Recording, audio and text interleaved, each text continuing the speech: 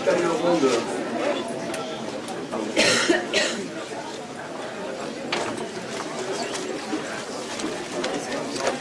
Cette table ronde va porter sur la thématique qui est la thématique centrale de ce séminaire, c'est-à-dire le lien entre vieillissement et croissance. L'objectif que nous a fixé Jean-Hervé Lorenzi ce matin, c'est de montrer que vieillissement et croissance ne sont pas contradictoires. Donc j'espère que les différents intervenants à cette table ronde nous vont dans le sens de cette affirmation. Dans un premier temps, il reviendra à Vincent Poudet, qui est économiste senior au département des études de l'OFCE, de poser les termes du débat sur les plans à la fois microéconomiques et macroéconomiques. Ensuite, Didier Blanchet, donc rédacteur en chef d'économie et statistique et grand spécialiste du sujet des retraites, fera un point sur les principales certitudes des économistes sur ce lien entre vieillissement et croissance. Mathilde Demoine, donc directeur des études économiques et de la stratégie marché de HSBC et membre du CAE, nous parlera ensuite des principales mesures de politique économique souhaitables pour optimiser l'impact sur la croissance des évolutions démographiques à l'œuvre. Il est le rapporteur, donc chercheur au sein de la chaire et professeur à Harvard, reviendra sur le thème donc de l'immigration, faisant le lien avec donc, la thématique d'aujourd'hui. Et enfin, Antoine Decoux, s'il nous rejoint, exprimera son point de vue et fera une synthèse de nos débats. Donc, dans un premier temps, Vincent Poudet, donc économiste senior à l'OFCE.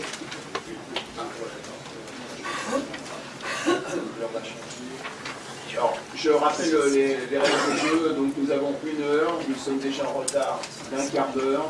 Donc je vous demande de tenir en 1 minute maximum par intervention. Tout d'abord, bonjour. Alors, j'ai le privilège d'ouvrir la session sur donc, le lien présupposé entre vieillissement et croissance. Alors, donc, juste avant de commencer mon exposé, je voudrais faire 2 considérations préliminaires qui résument un petit peu les précédents propos tenus. D'abord, plus fort, peut-être aussi. Voilà. Donc tout d'abord, première chose, c'est que le vieillissement est lié à l'allongement de la durée de la vie, et c'est une bonne nouvelle. Je crois que le vieillissement, d'abord, on va se réjouir du vieillissement en ce sens, mais que bien sûr, il y a le fardeau social qu'engendre le vieillissement, qui est donc la dépendance sociale, et bien sûr, la question de la fiscalisation et le niveau de vie dans cette situation de dépendance liée à l'âge de la. Alors, je vais passer aux transparences suivantes, s'il vous plaît. Donc, premier niveau d'interrogation en fait, mon exposé va essayer d'aborder les exposés théoriques sur les conséquences de l'allongement de la durée de la vie. Alors, tout d'abord, au niveau des arbitrages microéconomiques, on peut considérer que le fait qu'on va vivre plus longtemps, ça va modifier notre façon de vivre, de nous comporter. Tout d'abord, très certainement en termes de travail, si on sait qu'on va vivre plus longtemps et très certainement en bonne santé, et aussi en toute capacité productive, on peut l'espérer, le fait qu'on vit plus longtemps, eh bien, ça nécessite de consommer plus longtemps aussi. Et pour consommer plus longtemps, il faut plus de revenus. Donc, la première façon de satisfaire un revenu plus important dans les cycles de vie, c'est soit travailler plus pendant cette activité de manière plus intensive, ou plus longtemps. Donc, faire le choix de travailler un peu plus tard dans sa vie. Alors, après aussi, il y a un autre niveau d'arbitrage microéconomique qu'on peut mettre en jeu. C'est une question d'éducation. Dès lors qu'on est amené à travailler plus longtemps, on peut se poser la question de savoir si l'investissement dans son capital humain ne devient pas plus rentable.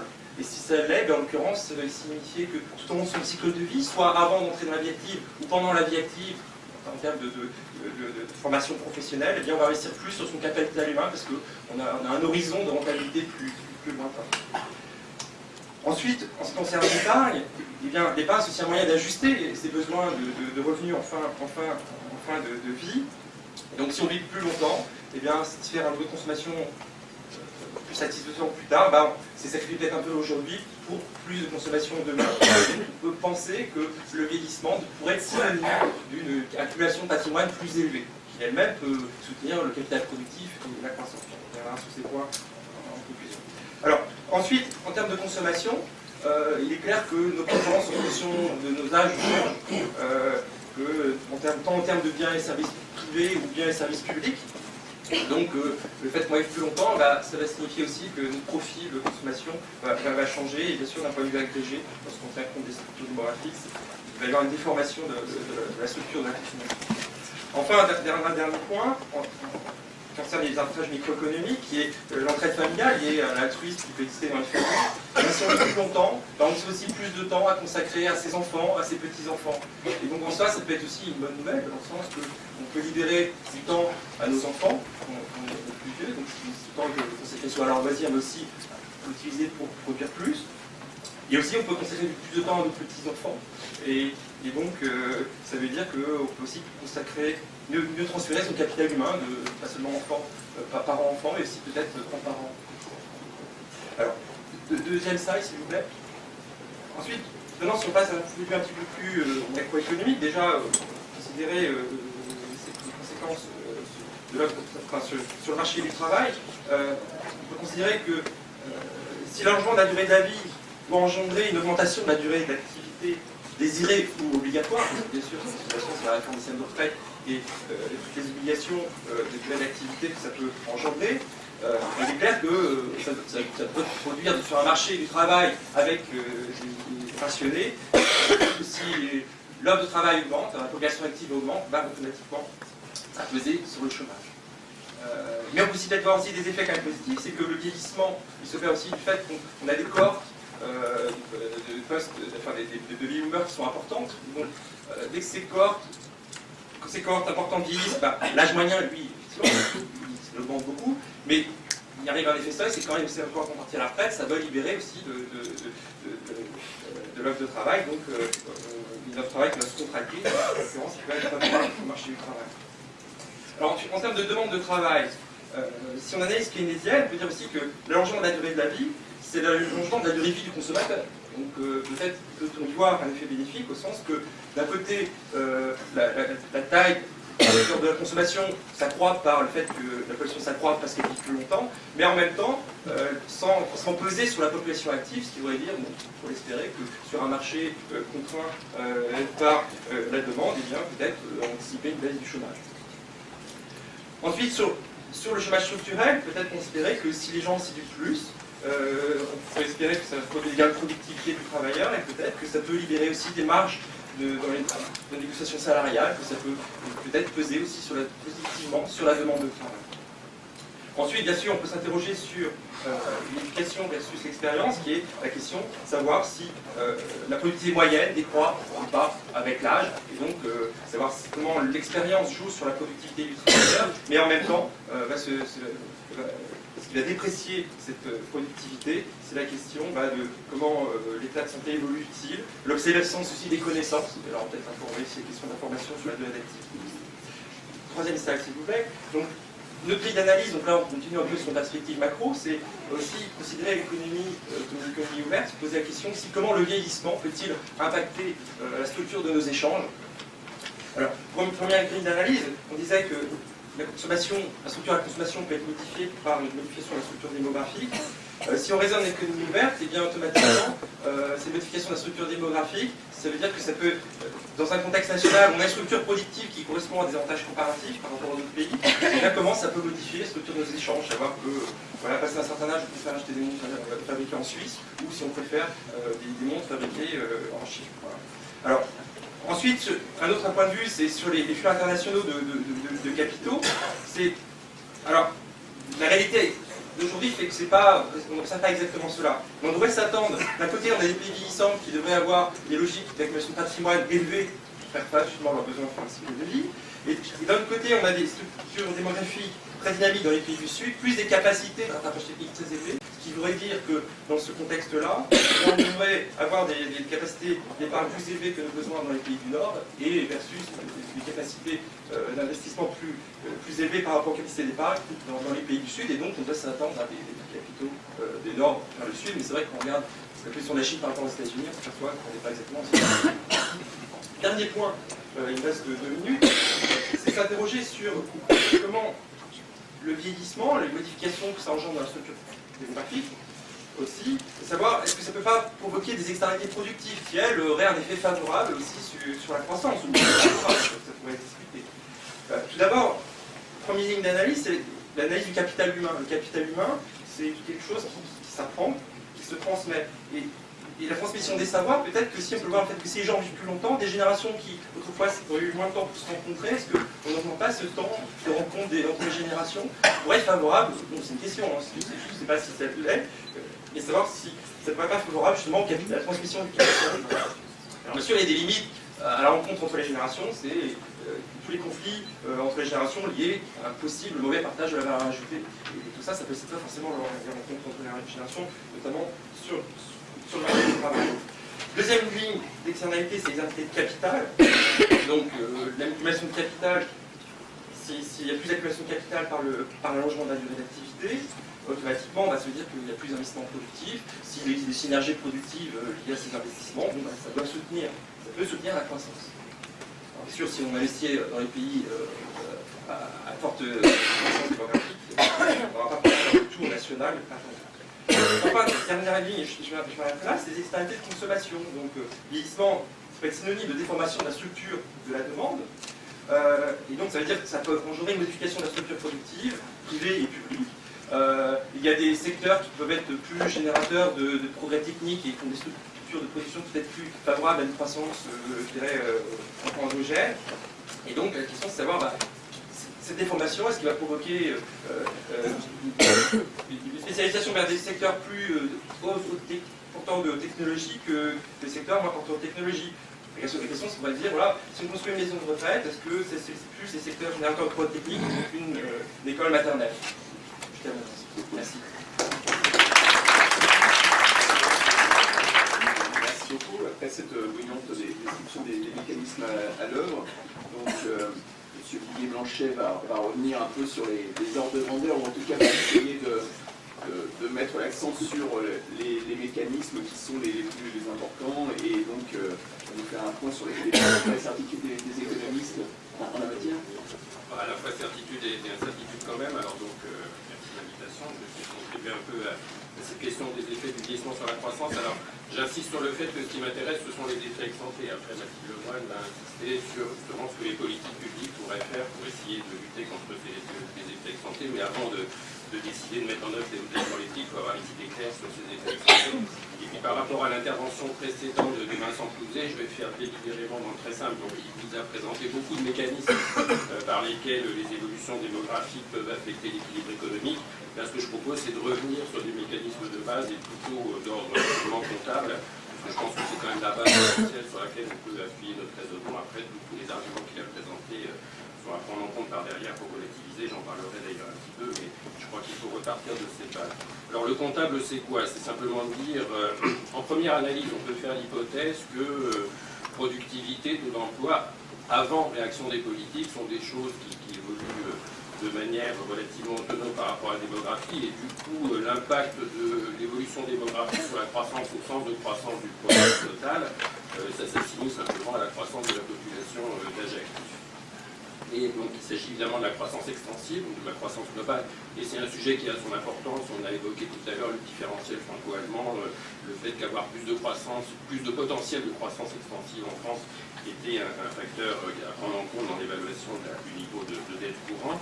D'un autre côté, si on veut se rapprocher, ça serait un peu un des thèmes de mon intervention, des effets sur la croissance plutôt du bien-être. Évidemment, on va plutôt s'intéresser à un indicateur tel que le produit par tête. Et dans ce cas-là, la comptabilité nous dit simplement que si la croissance globale réagit à la démographie comme la croissance de la population d'âge actif, le produit par tête réagit simplement comme le différentiel entre croissance de la population d'âge actif et croissance de la population totale. Alors ce calcul est très simple à faire, il suffit de prendre des ratios de tendance élargie tels que produits dans les dernières projections de population de l'INSEE qui ont déjà été présentées tout à l'heure. Et donc, en gros, le résultat sur lequel on arrive, c'est sous cet effet d'une croissance plus rapide de la population totale que de la population active sur les 20 à 25 prochaines années, on a une amputation de croissance de l'ordre de 0,3 à 0,4 annuel. Alors, que dire de ce chiffre? J'aurais envie de dire vers moitié vide, moitié plein. Alors, moitié plein quand même, parce que c'est quand même très en deçà d'une représentation collective qu'on a du vieillissement, enfin qu'on a beaucoup moins maintenant, mais qu'on avait très fortement, quand j'ai commencé à travailler sur le sujet, plutôt dans les années 80, l'idée qu'avec des actifs roulants sous le poids d'une population inactive, tout le monde allait vers la paupérisation générale. Donc on voit que si l'augmentation est juste de 0,3 à 0,4 points de croissance, il suffit de retrouver une productivité relativement limitée pour éviter que ça se traduise par de la décroissance de la richesse par tête. D'un autre côté, 0,3, 0,4 points, c'est quand même une ponction non négligeable, et donc un facteur de tension sur le partage des ressources, et tous les débats qu'on a actuellement, notamment les retraites, sont liés à ça. C'est très différent de la situation des 30 Glorieuses. 0,3, 0,4 qui viennent amputer une croissance spontanée de 4 à 5 points, ça passe quasiment inaperçu. Par contre, quand ça vient mort sur 1,5 à 2 points de croissance, on retient l'habitude dans les projections du type de celle faite par le Conseil d'orientation des retraites, évidemment, en termes relatifs, c'est beaucoup plus important. Alors, est-ce que la réalité pourrait être pire que ça? Donc, Vincent Touzet a évoqué beaucoup de mécanismes à prendre en compte qui iraient plutôt dans le sens de la relativisation. Je vais aller un peu dans le même sens que lui en disant qu'on voit mal des mécanismes économiques supplémentaires qui pourraient venir noircir encore plus le tableau. Alors, je vais juste prendre l'exemple de la productivité qu'il a mentionné un petit peu. C'est pas qu'on peut avoir un débat sur savoir est-ce qu'au niveau individuel, la productivité s'augmente avec l'âge, ça décroît avec l'âge, est-ce que c'est plutôt une courbe en cloche ou le sommet de la cloche?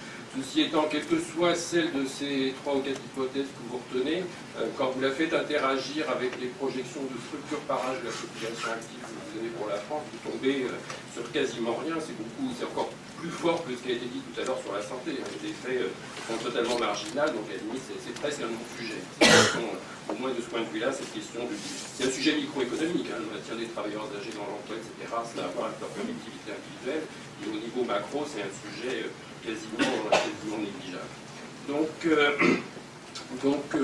bon, c'est juste un exemple parmi d'autres, mais c'est vrai qu'on a du mal à avoir d'autres mécanismes de bouclage économique un peu plus sophistiqués que ces effets comptables qui iraient dans le sens d'un très fort noircissement. Ce qui pourrait noircir, ça serait juste plutôt au niveau de la réponse politique, c'est-à-dire qu'il y a un problème, il faut le gérer.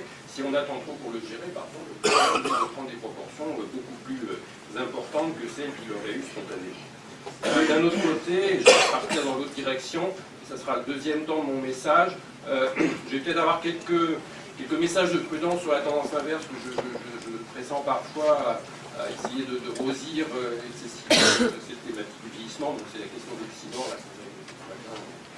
sur laquelle il faut se prononcer. Alors je vais juste prendre un exemple. Il y a ce thème qu'on voit émerger, c'est un peu comme les emplois verts, il y a le thème des emplois gris. Donc il y a l'idée que finalement la croissance va repartir parce que toutes les personnes déjà en plus, ça va générer des besoins additionnels.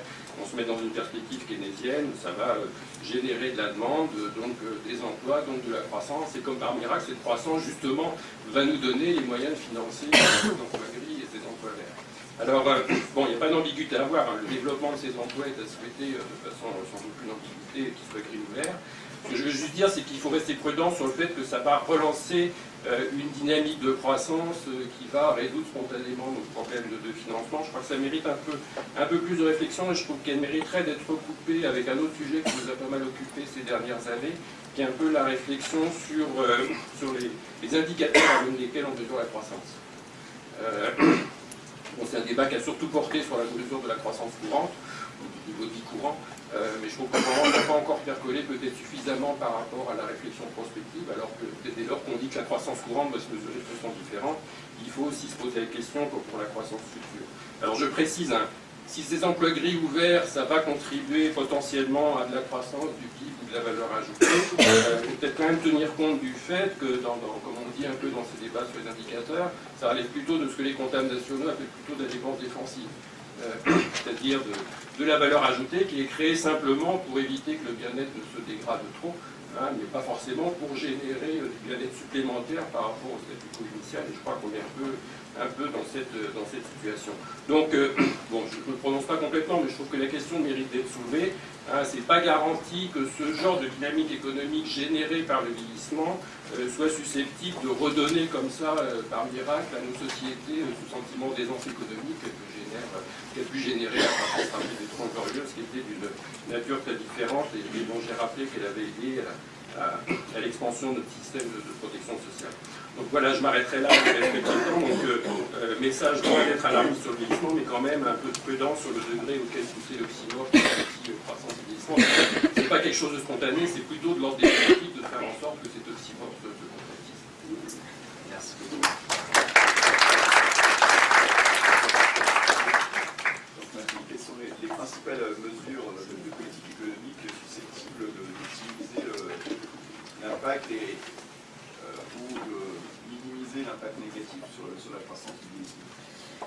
Alors tout d'abord, je souhaiterais, ça a largement été dit dans les deux interventions précédentes, mais rappeler que du point de vue théorique, le vieillissement est un désastre pour la croissance et il y a deux cas. Il y a le cas, comme au Japon, où le vieillissement entraîne une baisse de la population, et le cas de la France qu'il faut distinguer, où le vieillissement n'entraîne pas de baisse de la population. Et donc ça appelle à des politiques de croissance tout à fait différentes de celles qu'on pourrait imaginer, par exemple au Japon ou en Allemagne. Donc je voulais distinguer ces cas, notamment pour expliquer qu'il est absolument indispensable de compenser les effets désastreux du vieillissement sur la croissance par des mesures de politique économique spécifiques. Donc je ne vais pas rappeler en détail ce qui a été dit précédemment, mais je voulais revenir simplement sur les déterminants du vieillissement et leur impact sur la croissance. Alors, le PowerPoint n'est pas tout à fait...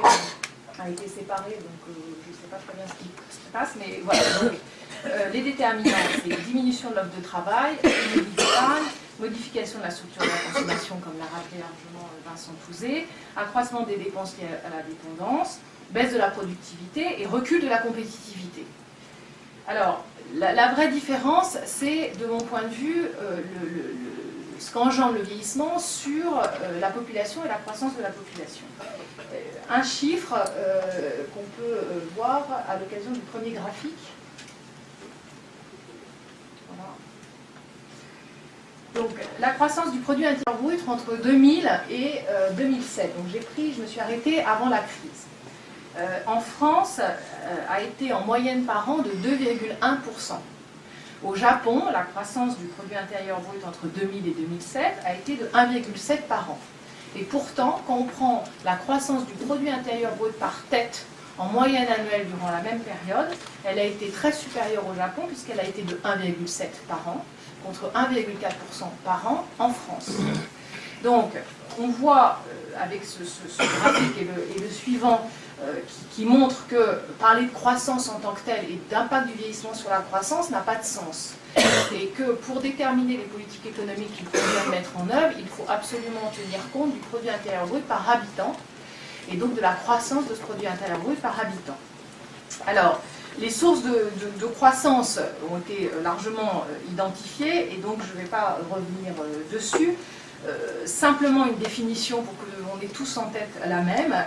Le taux de croissance potentiel est déterminé par la somme du taux de croissance de la productivité potentielle et du taux de croissance de la population en âge de travailler. Donc on voit bien que, par une définition simple, la croissance de la population en âge de travailler a un impact extrêmement important sur la croissance. Et ce qui nous distingue aujourd'hui de l'Allemagne, et je crois que c'est le tableau suivant, encore, voilà, alors il n'est peut-être pas très lisible, mais ce que j'ai voulu faire, c'était définir les déterminants du produit intérieur brut par tête. Donc ce qui est intéressant, parler de croissance en tant que telle n'a pas de sens. Donc quand on regarde les déterminants du produit intérieur brut par tête, selon les différentes périodes, prenons la période 2001-2007. Donc on voit que l'Allemagne a une croissance de son produit intérieur brut par tête supérieure de 1,4% contre 1,2% en France. Et ensuite, quand vous regardez d'où ça vient, alors c'est vrai qu'il y a une toute petite différence de productivité horaire, heures travaillées, c'est pas grand-chose, mais tout vient du taux d'emploi. Donc, avant de parler du taux de croissance de la population en âge de travailler ou du taux de croissance de la population, où on voit là que la France, c'est la dernière ligne, on voit que la France, sur la période 2001-2007, c'est 0,7 contre 0 en Allemagne, donc on a un vrai différentiel positif, justement à cause de la croissance de cette population, on le sait, mais on voit que le problème est l'utilisation de la force de travail. Et donc, indépendamment des questions du vieillissement, puisqu'on voit qu'en France, c'est plutôt un avantage dans la mesure où ça n'engendre pas pour l'instant de baisse de la population, on n'arrive pas à utiliser notre force de travail. Donc, quelles peuvent être les politiques économiques ciblées pour réconcilier le vieillissement et la croissance? Alors, tout d'abord, évidemment, c'est accroître la productivité. Donc là, on voit bien que comme on va être moins nombreux à moyen terme, qu'on est de moins en moins nombreux, enfin de plus en plus moins nombreux, c'est important d'accroître la productivité par l'innovation et une meilleure qualité de l'investissement. On parle beaucoup des politiques d'innovation, du crédit impôt recherche, mais on parle peu de la qualité de l'investissement et de l'investissement productif. Donc, dans le cadre d'un rapport du CAE avec Philippe Aguillon, Gilbert Sett et Elie Cohen, on avait proposé notamment d'inciter les entreprises à investir dans l'appareil productif. C'est tout à fait possible, ça ne coûte pas cher budgétairement parce qu'on peut supprimer les incitations à ne pas investir dans l'appareil productif. Donc voilà une mesure simple qui peut être mise en œuvre très rapidement et qui va permettre d'améliorer la productivité de l'appareil productif français. Alors ensuite, évidemment, c'est améliorer la dotation en capital humain, parce qu'il y a un débat, comme l'a rappelé Didier Blanchet, il y a un débat sur l'impact du vieillissement sur la productivité. Donc on pense que le vieillissement, l'innovation, le vieillissement pèse sur l'innovation, et donc de fait, il faut accompagner le vieillissement des travailleurs pour éviter que justement il y ait moins d'innovation et que la société soit toujours à même de développer de nouveaux produits et de développer de l'innovation. Donc pour ça, une des mesures importantes, c'est de maintenir l'employabilité. Déjà, je ne vous parle pas d'avoir une politique extrêmement ambitieuse, on peut déjà au moins maintenir l'employabilité. Et là-dessus, ça fait à peu près 15 ans, 20 ans qu'on parle de la flexisécurité, ça n'a absolument pas avancé, et donc on peut tout à fait imaginer qu'il y ait des politiques spécifiques, par exemple, sous forme de bonus-malus sur les cotisations chômage, qui soient fixées en fonction de la part des salariés qui soient formés, qui bénéficient de formation générale et non pas spécifique au poste de travail. Parce que la France se distingue vis-à-vis de tous ses partenaires européens pour privilégier la formation spécifique, c'est-à-dire pour accroître la productivité au poste de travail et non pas pour accroître l'employabilité des gens, c'est-à-dire leur capacité à changer de secteur et d'entreprise. Donc si on travaille plus longtemps, forcément, c'est quelque chose qu'il faut faire de façon indispensable et urgente pour au moins maintenir l'employabilité et éviter que le capital humain se dégrade. Alors ensuite, certes, il y a un débat sur vieillissement et innovation, c'est-à-dire une société qui vieillit, innove moins et donc est de fait moins productive. Alors, on pourrait aussi imaginer, pour éviter que ça se traduise par une perte de compétitivité, puisque eux, les salaires continuent à augmenter, c'est qu'on supprime le lien entre les salaires et le vieillissement. Et donc, on pourrait tout à fait imaginer que, effectivement, le salaire soit en cloche et soit d'autant plus important que la productivité est forte et diminue ensuite au fur et à mesure du vieillissement du salarié. Alors, ce n'est pas très politiquement correct, mais c'est une question qu'on peut poser plutôt que de parler de la compétitivité au sens large. C'est-à-dire, qu'est-ce qui fait que la compétitivité aussi peut se dégrader? C'est qu'on a ce lien qui est très fort. Et ensuite, je trouve que le dernier élément de débat est le débat sur l'électeur médian. Puisque vous savez que la politique économique est définie par la théorie économique par l'électeur médian. Bon. Et donc, par définition, quand une société vieillit, l'électeur médian vieillit. Et donc, l'électeur médian a tendance à voter pour des politiques qui privilégient la situation acquise plutôt que des politiques de croissance qui impliqueraient à court terme un renoncement à certains c'est pas privilèges, mais on va dire à un certain patrimoine. Et il me semble que, indépendamment de ces mesures de politique économique très concrètes qu'on peut mettre en œuvre assez rapidement pour faire en sorte que le vieillissement soit compatible avec la croissance, mais surtout continue de soutenir la croissance, il faut absolument qu'il y ait une réflexion sur, effectivement, est-ce que l'électeur médian incite à avoir des politiques économiques qui, à moyen terme, pèsent sur la croissance, ou plus exactement, désincitent à mener des politiques économiques de moyen terme qui privilégient la croissance de moyen terme plutôt que, par exemple, la préservation du patrimoine à court terme. voilà les principaux éléments que je souhaitais souligner. Et une phrase de conclusion. Dans ce contexte, on voit bien que tout le débat sur la compétitivité par la baisse des salaires ou la baisse des coûts n'a pas de sens, puisque l'objectif, c'est d'améliorer la compétitivité par le haut pour améliorer les termes de l'échange, c'est-à-dire pour faire en sorte que le prix des exportations augmente et que ce ne soit pas le prix des exportations qui baisse, parce que si le prix des importations monte, de fait, on s'appauvrit collectivement.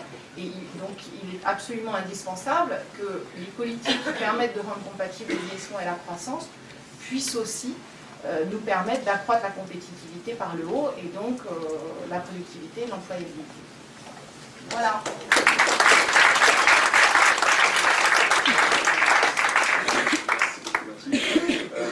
L'un des enjeux, on va encore parler pour augmenter la population, et notamment la population en âge de travailler, c'est l'immigration, sujet abordé par monsieur le rapporteur.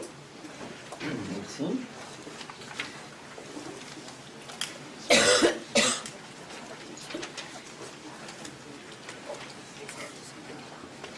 Bien, donc je voudrais parler de la manière dont on peut traiter de l'immigration, pas uniquement par rapport au vieillissement, ça a été déjà abordé par un certain nombre de personnes. Est-ce qu'une migration de remplacement est une solution, n'est pas une solution, mais replacer un peu ce débat aussi en faisant le lien avec la croissance.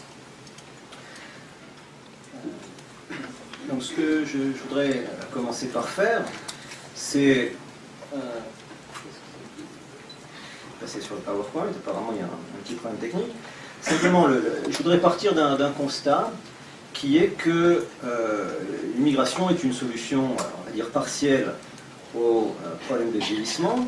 Si on regarde cette question d'un point de vue statique, on sait que les travaux qui ont été faits sur ces questions d'immigration et de protection sociale nous montrent que d'un point de vue statique, si on regarde aujourd'hui quelle est la contribution nette des immigrés, elle est positive, elle est légèrement positive.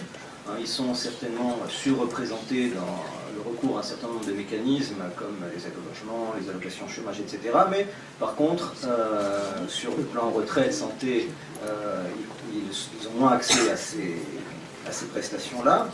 Et du fait de leur structure par âge, au total, d'un point de vue statique, on peut dire qu'il y a une contribution nette, mais qui est modeste.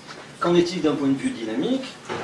Là, je me réfère aux travaux de Xavier Chojnicki et Lionel Rago. Donc si on n'est pas d'accord avec ces conclusions, vous vous adressez à Lionel Rago, qui est ici présent. Les scénarios sur la base de la situation actuelle, qu'ils appellent le scénario de référence, qui est avec une entrée, des flux nets de 100 000 personnes par an, montrent que ils procèdent à une série de scénarios contrefactuels et que si d'ici à 2050 on arrêtait l'immigration totalement, eh bien on aurait un effet de dégradation du ratio de dépendance qui passerait de 44 à 48%, et une augmentation d'un point, 0,3 de PIB du poids de la protection sociale.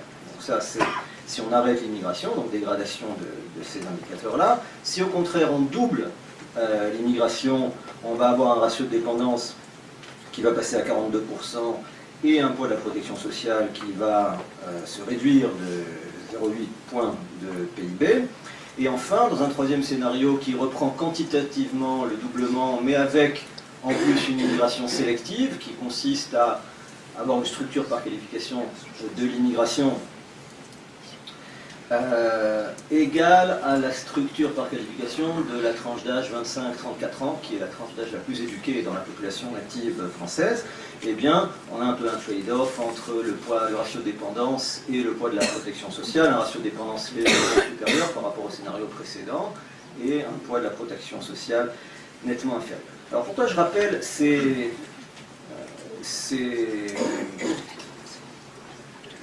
estimations sur la contribution nette, statique et dynamique de l'immigration, parce qu'en fait, il me semble que même si ces bénéfices nets sont réels, ils restent modestes, et je ne pense pas qu'avec des chiffres comme ça, on va fondamentalement modifier les attitudes dans la population ou dans les cercles politiques par rapport à la politique d'immigration. Si on fait une analyse coût politique, avantage économique, je pense que on est mal placé pour proposer réellement, de manière sérieuse, un accroissement de l'immigration. Alors, ce que je voudrais dire ici, c'est essayer de sortir un peu de la logique comptable et de dire que, Lionel sera le premier à le reconnaître, que ces scénarios de comptabilité, fut-elle intergénérationnelle, négligent un certain nombre de choses. Et il me semble que ces choses qui sont négligées sont vraiment au cœur du lien entre immigration et croissance. Donc, ce que je voudrais proposer, c'est ici des idées, mais c'est des travaux qui sont largement en cours et que j'espère réaliser donc dans le cadre de la chaire, c'est de réfléchir vraiment qu'est-ce que l'immigration nous apporte en termes de croissance et comment elle influe sur ce que les économistes de la croissance appellent la PFP, donc la productivité totale des facteurs. Alors je voudrais citer donc deux types d'externalités qui sont l'une avérée, c'est des travaux existants qui ont des résultats vraiment très forts et d'autres qui sont très préliminaires et que je vous demande donc de prendre avec les précautions d'usage. La première série de travaux, c'est sur le lien entre immigration et globalisation. Dans un monde néoclassique, on a tendance à voir la migration et les mouvements d'autres choses comme des substituts. S'il y a plus de migration, il va y avoir moins de commerce. S'il y a plus de migration, il va y avoir moins de circulation des capitaux.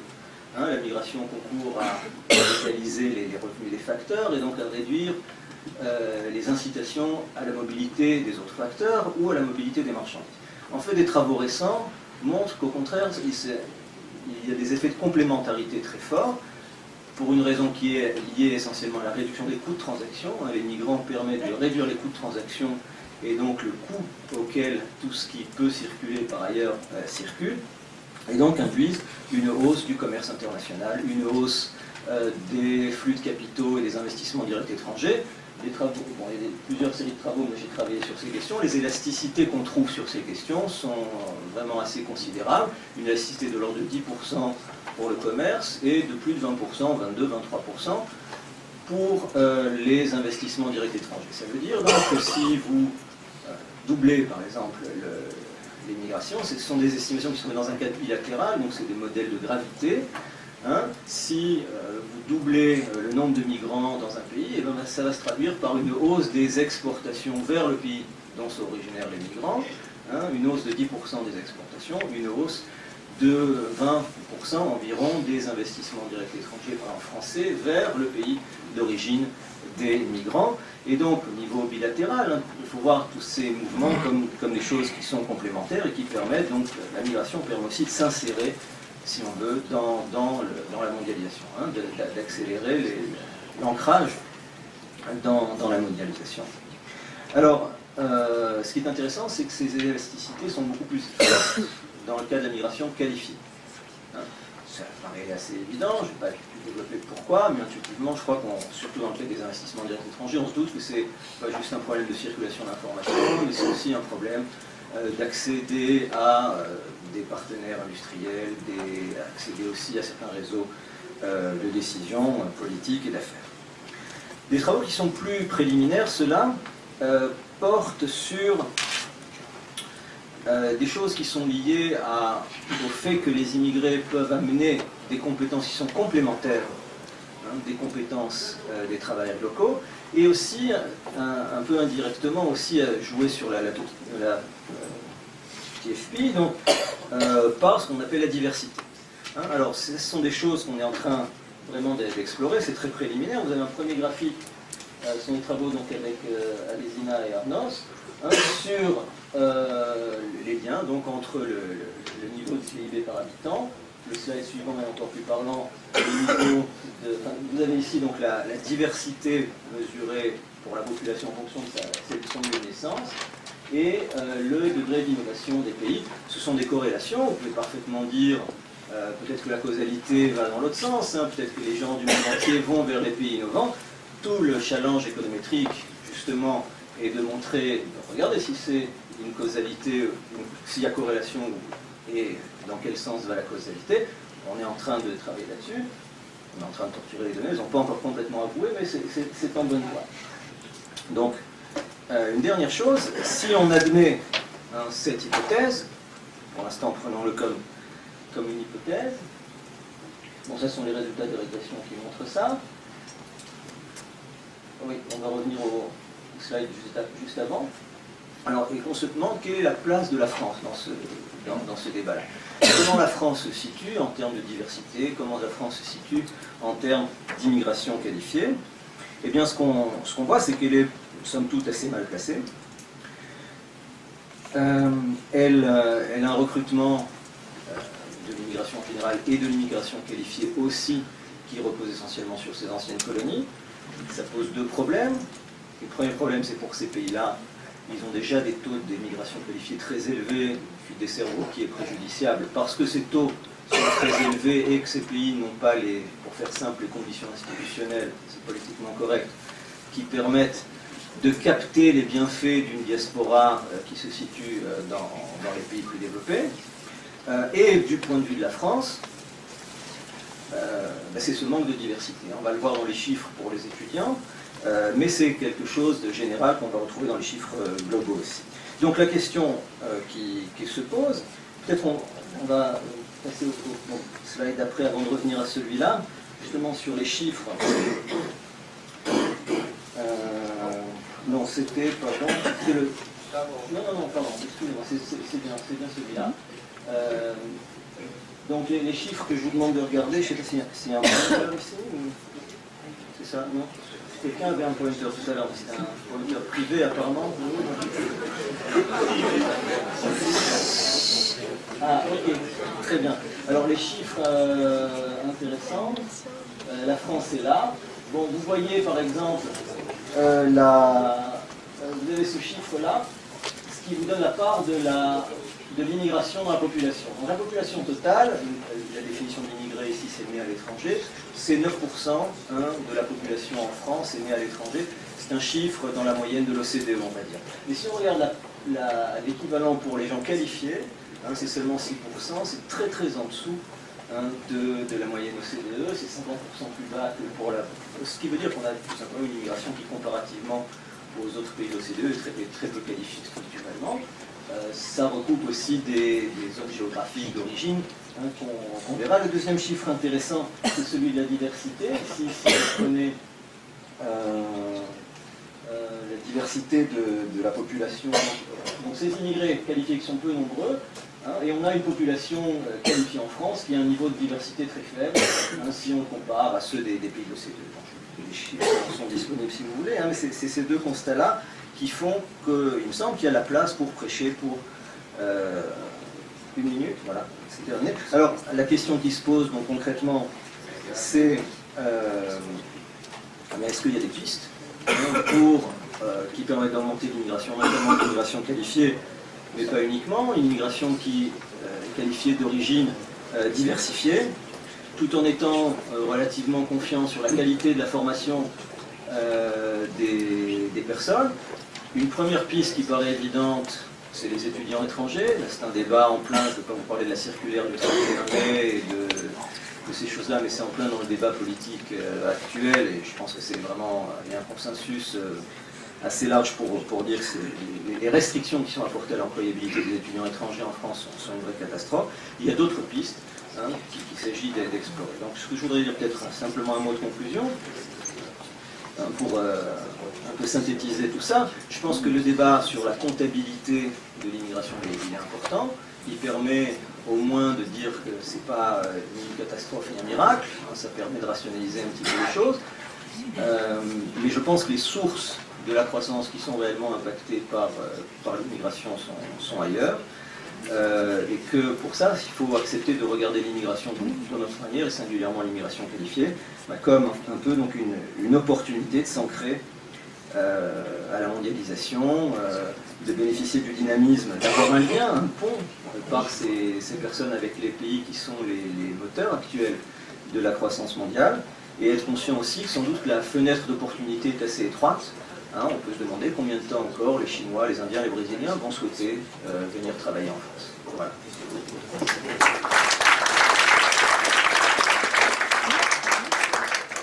En l'absence de M. Zoltung, je me permets d'essayer de placer 4 conclusions avant de vous laisser la parole pour des questions. La première conclusion, c'est une conclusion sur l'impact l'impact mécanique du vieillissement sur le PIB par tête, puisque quand le ratio population active sur population totale évolue, évidemment ça a un impact négatif sur le PIB par tête à partir du moment où ce ratio diminue. Deuxième conclusion, me semble-t-il, qui ressort de cette table ronde, c'est qu'il y a un enjeu important en termes de productivité par personne employée. J'insiste sur le par personne employée. Donc là, on rejoint les mesures proposées par Mathilde Lemoine, qui sont des mesures générales portant sur l'innovation, mais aussi la meilleure qualité de l'investissement productif. Je rappelle que nous avons organisé la semaine dernière des assises du financement de long terme, et ce sujet a été abordé lors de ces assises du financement long terme. Il nous apparaît que l'investissement à long terme dans l'innovation, la formation, mais aussi les infrastructures, autres facteurs de croissance sont vraiment très, très importants et sont un enjeu clé actuellement. Troisième idée, finalement on l'a abordé sous des angles différents. Il y a un enjeu décisif en France, c'est le taux d'activité, qui rejoint l'idée du taux d'employabilité des seniors, mais aussi des jeunes. Ce qui caractérise la France, c'est finalement un taux d'activité très faible concernant ces deux catégories, à la fois jeunes et seniors, alors que la productivité par tête en France est relativement élevée. Et dernier point qui ressort de cette table ronde, me semble-t-il, c'est que finalement la France est assez mal placée dans la compétition internationale. Comme vous le savez, pour les talents, j'ajouterais, mais plus généralement, on voit qu'il y a une érosion de la compétitivité de la France. Et ce qui me paraît intéressant, c'est qu'effectivement, comme l'a indiqué Mathilde Lemoine, l'enjeu n'est pas forcément un enjeu en termes de compétitivité coût, mais aussi un enjeu plus global dans lequel il faut prendre, dans lequel il faut intégrer donc la compétition pour les talents, ce qui est quand même un point très très important. Simplement, je ferai une dernière remarque. Évidemment, les talents ils viennent d'autres pays. Ces pays ont tout intérêt à aussi garder ces talents chez eux.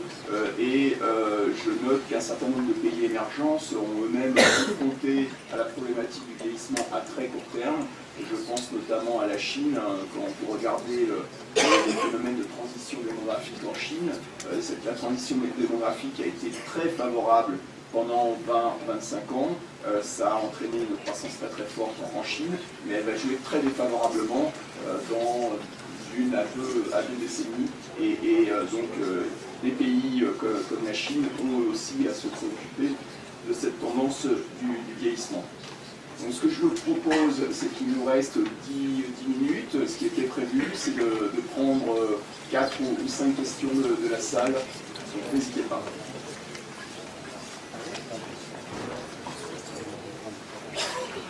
S'il vous plaît, présentez-vous. Oui, Helmut, professeur Paris Dauphine, associé à la chaire. Je suis déjà venu ce matin sur un autre thème. Je trouve que je travaille aussi sur l'immigration. Je voudrais quand même dire à Hillel, je partage beaucoup de son diagnostic. Je voudrais dire que l'analyse en stock est une analyse sur ces derniers points qui est quand même assez trompeuse. Parce que si le taux d'immigration qualifiée est très faible en stock, et quand on contrôle par les flux, en particulier par les classes d'âge, on se retrouve pratiquement au-dessus, en termes de niveau de qualification, au-dessus des natifs. Donc là, je te renvoie à un travail récent de l'OCDE. Donc la question des stocks est une question assez trompeuse. Deuxièmement, sur la question des flux, si on stocke, on est en termes d'immigration par rapport à la population à 8%, 9%, donc à peu près en dessous de la moyenne de l'OCDE, mais proche.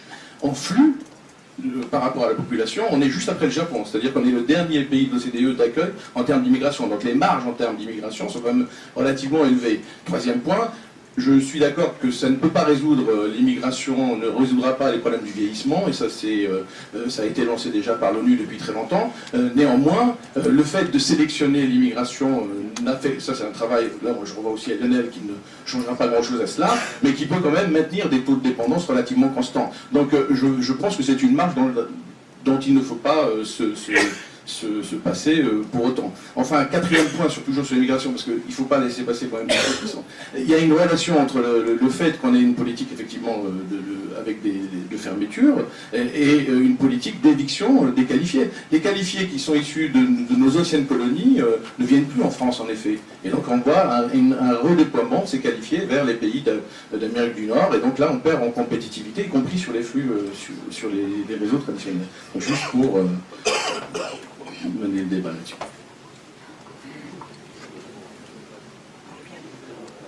Oui, je pense que ça laissera le temps de... Bien, sur l'aspect comptabilité stock-flux, je pense que si on regarde les chiffres, on sera d'accord, on a les mêmes chiffres. Donc, moi, ce que je montrais, c'était la situation comparative de la France. Hein. Donc, il ne s'agit pas de dire est-ce qu'on fait plus ou moins qu'il y a 10 ans, hein, mais comparativement, on reste avec une immigration qualifiée qui est relativement faible et peu diverse. Par rapport à cet aspect de diversité, est-ce que il faut privilégier une immigration en provenance des pays traditionnels qui approvisionnent la France, c'est la dernière partie de la question, ou plutôt chercher à diversifier les sources de recrutement? Il me semble qu'il faut chercher à diversifier les sources de recrutement. Et je pense que c'est le cas pour 3 raisons. Si on croit à l'explication complémentarité, hein, je pense qu'il y a déjà des complémentarités qui viennent de ces pays-là, et c'est bien d'en avoir d'autres qui viennent d'autres régimes. Il y a cette diversité qui semble avoir un effet supplémentaire au-delà de, une fois qu'on contrôle par la structure, par qualification, etc. Il semble que la diversité en tant que telle apporte un supplément. La troisième chose, c'est la situation des pays d'origine eux-mêmes. Comme je l'ai dit, il y a un gros débat sur quels sont les effets de la fuite des cerveaux sur les pays d'origine et développement. Hein? Alors, ces effets peuvent être positifs, peuvent être négatifs, ça dépend essentiellement de 2 choses. Une chose, c'est le niveau de l'immigration. Au-delà d'un certain niveau d'immigration qualifiée, il y a des pays qui ont 50-80% de taux d'immigration qualifiée, on ne peut pas espérer avoir des effets bénéfiques. D'accord? C'est le cas de la plupart des pays qui approvisionnent traditionnellement la France, des pays d'Afrique subsaharienne, des pays d'Afrique du Nord, où on a parfois 30-40% de taux d'immigration qualifiée en stock. Deuxième aspect, est-ce que les émigrants qualifiés, une fois qu'ils sont partis, ils apportent quelque chose à leur pays? Est-ce que ces liens dont j'ai parlé, qui sont bons bilatéralement, qui sont bons et pour les importations et pour les exportations, ça dépend de quel point de vue on se place, est-ce que c'est bien de recevoir des flux de capitaux du point de vue des pays d'origine? Oui, ça n'arrive pas partout, ça arrive sous certaines conditions institutionnelles, qualité de gouvernance, pour dire un tout petit peu moins political correct les choses, et ces conditions ne sont pas aujourd'hui réunies dans la plupart des pays qui sont les pourvoyeurs traditionnels de l'immigration qualifiée en France. Donc en termes de cohérence avec la politique de développement, je pense que c'est aussi mieux de diversifier les sources. D'autres questions?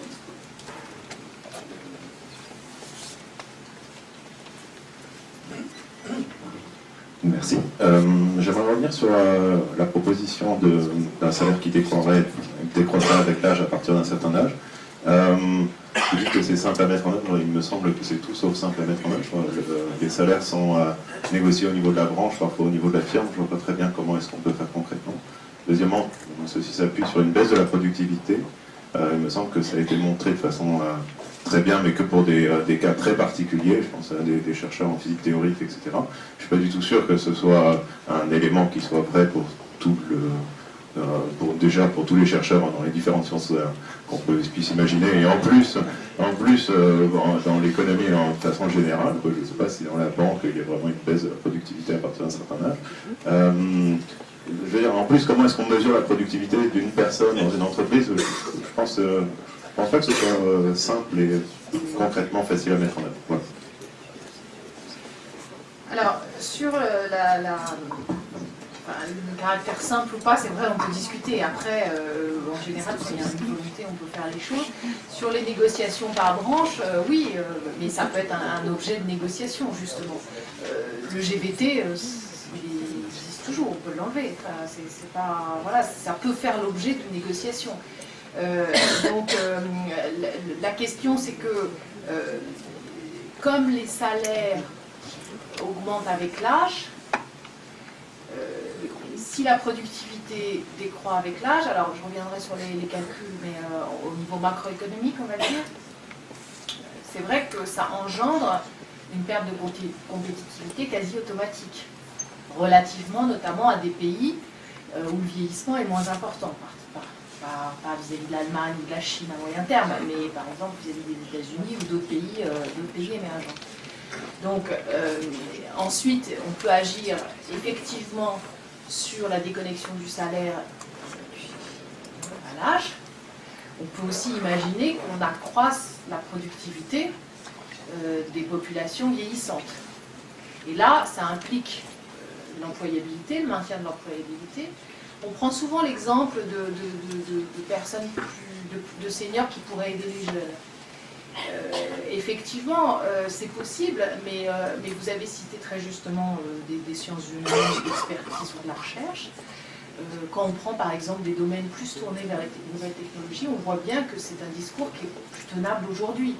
Et donc c'est réfléchir aussi à un autre moyen pour que effectivement les seniors puissent aider les jeunes, mais c'est pas, ils vont absolument pas leur apprendre comment utiliser les nouvelles technologies pour faire leur job. On voit bien qu'il y a quelque chose qui s'est passé quand même depuis 20 ans. Donc c'est réfléchir à tout ça. Alors pour répondre précisément à votre question, je pense que ça peut faire l'objet de négociations et une réflexion justement sur... on a complètement délié le salaire de la productivité tant à l'entrée sur le marché du travail, c'est-à-dire les jeunes, que pour les seniors. Est-ce que c'est tenable? À quelles conditions?